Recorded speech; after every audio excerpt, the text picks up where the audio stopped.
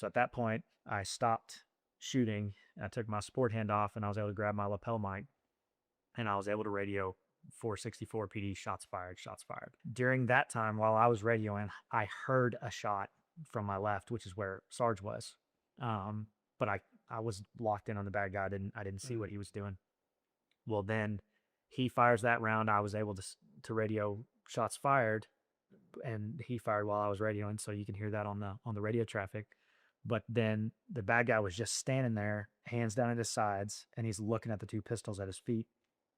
And at that point, he like takes a deep breath and then reaches towards his feet with his hands, makes an overt move to reach for the guns again. So I was still aiming at him like this. And so I fired one round before my hand made it back.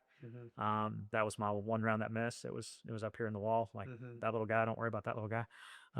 Super troopers. But then the second round hit him. He was bent over kind of at an angle. And so that one hit him in his arm as he's reaching with this hand, hit him in his arm, up through his arm, and then across his chest, and he fell over at that point.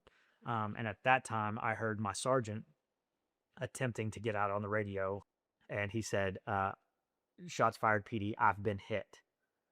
So I look over at him, and I said, "You hit, Sarge? Are you good?" And he said, "Yeah, I got hit. I got hit right in the vest." And he's getting up off the ground at that point. Whenever he radioed it, I heard him saying it, but I could hear based on the static on my lapel mic that he hadn't got out. So then I was able to radio 464 PD, gave his call sign that he'd been hit. We need EMS and first responders.